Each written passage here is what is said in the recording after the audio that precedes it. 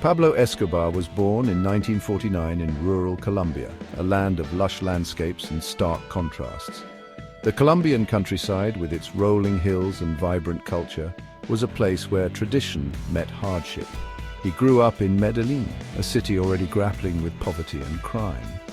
The streets of Medellin were a harsh environment where survival often meant bending the rules. It was a place where the seeds of ambition could either wither or grow into something formidable. From a young age, Escobar displayed a shrewdness and ambition that would later define his criminal career. Even as a boy, he had a keen eye for opportunity and a relentless drive to rise above his circumstances. His early years were marked by a determination that set him apart from his peers. He started small, engaging in petty theft and selling contraband cigarettes. These activities were his first foray into the world of crime, a world that would soon become his domain. Each small act of defiance against the law was a step towards a larger, more dangerous game. These early experiences honed his skills in deception, manipulation, and violence, qualities that would serve him well in the years to come. He learned quickly that in the underworld, power was not given but taken, and he was more than willing to take it. Escobar quickly graduated to more lucrative criminal enterprises. His ambitions grew as he realized the potential for immense wealth and power within the burgeoning drug trade. The small-time hustler was evolving into a criminal mastermind. He saw an opportunity in Colombia's burgeoning drug trade, specifically the growing demand for cocaine in the United States. The American market was hungry for the drug, and Escobar was ready to supply it. This was the beginning of his empire. With ruthless efficiency, he established smuggling routes and built a network of loyal associates. His operations were meticulously planned, and his network was both extensive and loyal. Escobar's influence began to spread far beyond the borders of Colombia. His ambition knew no bounds, and he was willing to eliminate any competition that stood in his way. Violence became a tool of his trade, and he wielded it without hesitation. The streets of Medellin ran red with the blood of those who dared to oppose him. By his mid-20s, Escobar had become a major player in the Colombian underworld. His name was synonymous with power and fear. He was no longer just a criminal, he was a force to be reckoned with. He had amassed considerable wealth and power, but his ambitions extended far beyond mere financial gain. Escobar sought to reshape the world around him, to bend it to his will. His wealth was a means to an end, not the end itself. Escobar craved legitimacy, influence, and even a twisted form of public adoration. He wanted to be seen not just as a criminal, but as a benefactor, a man of the people. His philanthropy was as strategic as it was generous. He envisioned himself as a modern-day Robin Hood, using his ill-gotten gains to win over the impoverished masses. He built schools, sports fields, and housing for the poor, all while continuing his reign of terror. To many, he was a hero, to others a villain. His rise to power was as meteoric as it was brutal, leaving a trail of blood and destruction in its wake. The cost of his ambition was paid in countless lives, and the scars of his actions would linger for generations. His story serves as a chilling reminder of the seductive allure of power and the devastating consequences of unchecked ambition. Escobar's legacy is a complex tapestry of power, violence, and the relentless pursuit of a dream that ultimately consumed him. The cocaine trade became Escobar's springboard to unimaginable wealth and influence.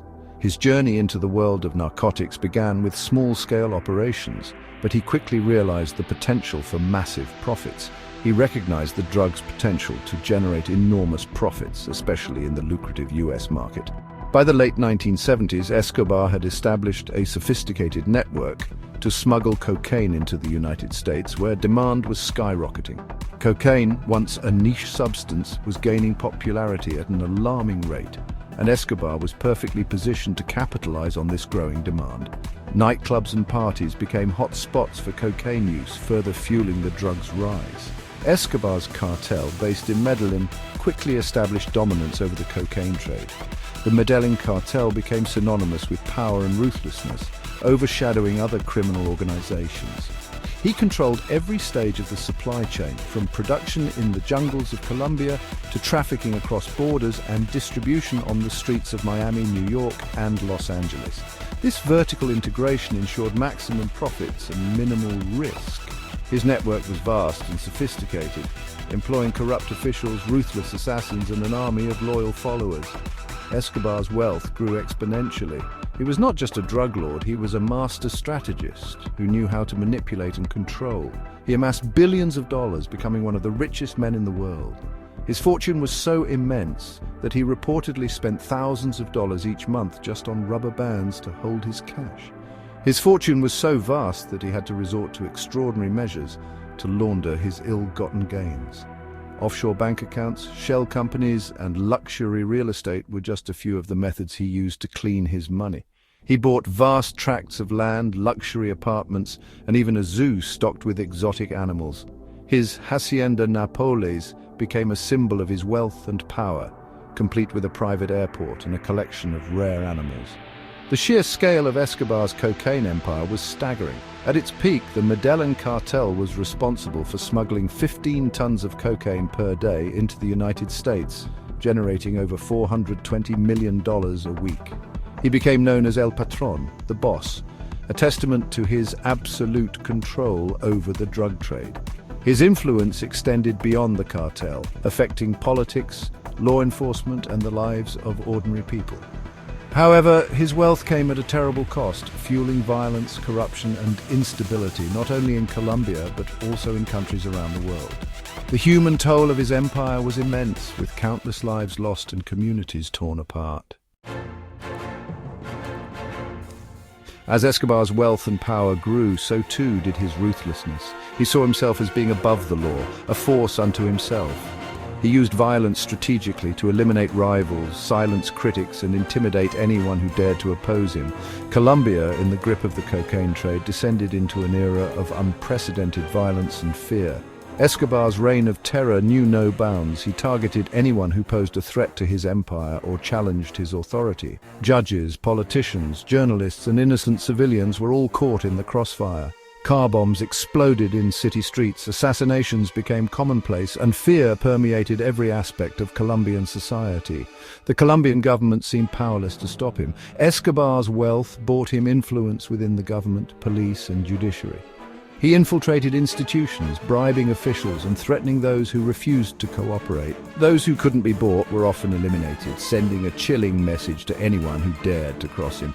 Colombia teetered on the brink of becoming a narco state, with Escobar pulling the strings from behind the scenes. His reign of terror left an indelible scar on the country's psyche, a stark reminder of the corrosive power of drug-fueled violence and corruption.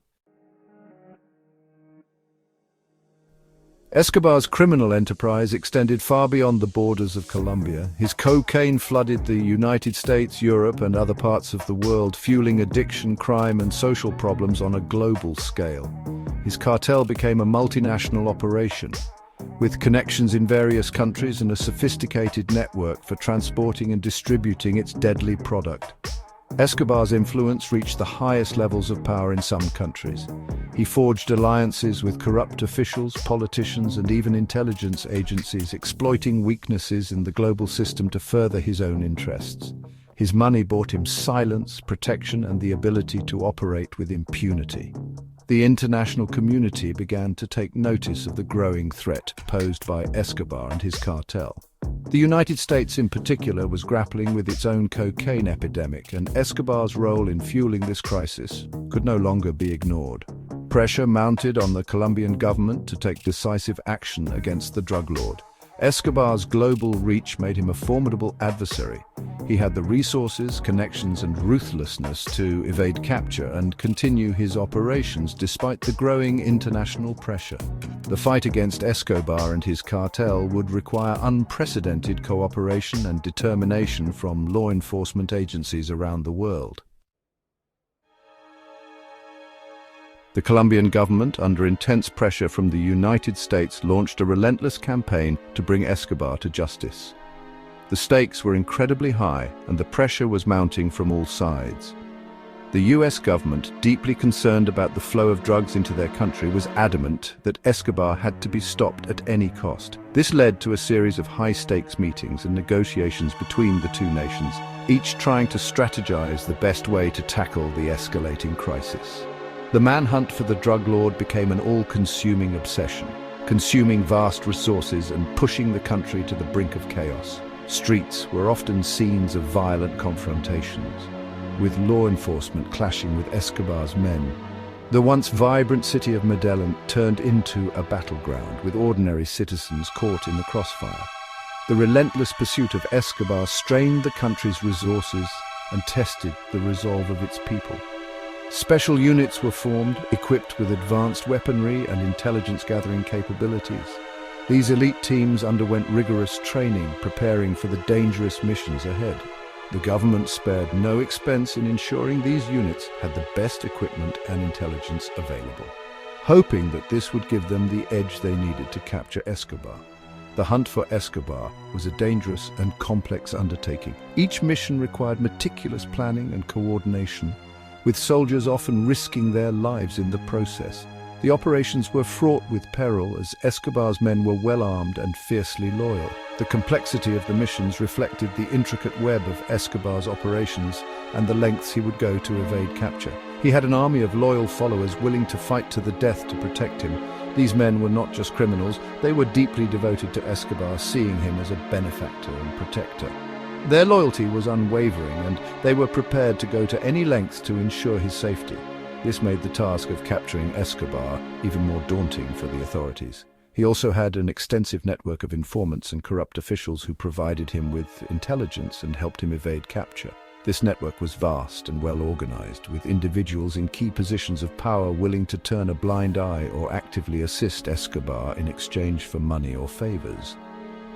This corruption further complicated the efforts of the authorities, as they could never be sure who they could trust.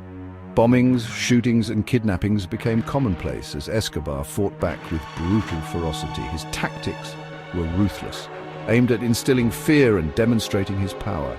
The violence escalated to unprecedented levels, with innocent civilians often becoming collateral damage.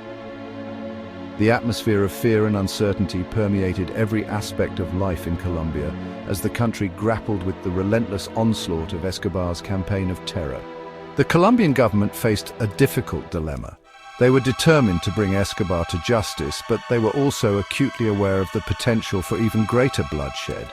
The decisions they made in those tense meetings would have far-reaching consequences, not just for the immediate situation, but for the future of the nation. The weight of these decisions was immense, with the lives of countless citizens hanging in the balance. They were determined to bring Escobar to justice, but they were also acutely aware of the potential for even greater bloodshed. The resolve of the soldiers and officials was tested daily as they navigated the treacherous waters of this conflict. Each step forward was met with fierce resistance, and the path to resolution seemed fraught with insurmountable obstacles. Escobar had threatened to unleash a wave of terror if they pursued him relentlessly. His threats were not empty. He had the means and the will to carry them out. The government had to weigh the risks of provoking him further against the necessity of stopping his reign of terror. It was a delicate balance, with the potential for catastrophic consequences if they miscalculated. He had the means to make good on his threats, and the potential human cost weighed heavily on the authorities. The fear of widespread violence and loss of life was a constant shadow over their efforts. Every decision was made with the knowledge that it could lead to more bloodshed, and the human cost of this conflict was a burden that the government officials carried with them every day. Despite the risks, the Colombian government, with the support of the United States, intensified their efforts to capture Escobar. The collaboration between the two nations brought additional resources and expertise to the table, bolstering the Colombian efforts. Joint operations were launched, combining the strengths of both countries in a coordinated manhunt that aimed to finally bring Escobar to justice. They knew that his reign of terror had to end if there was to be any hope of peace and stability in Colombia. The people of Colombia longed for a return to normalcy, for a time when they could live without fear. The government's efforts were driven by this hope, the belief that capturing Escobar would pave the way for a brighter future for the nation. The stakes were incredibly high, with the future of the nation hanging in the balance. The outcome of this conflict would determine the direction of Colombia for years to come. The fight against Escobar was not just about one man, it was about reclaiming the soul of a nation and ensuring a safer, more stable future for its people.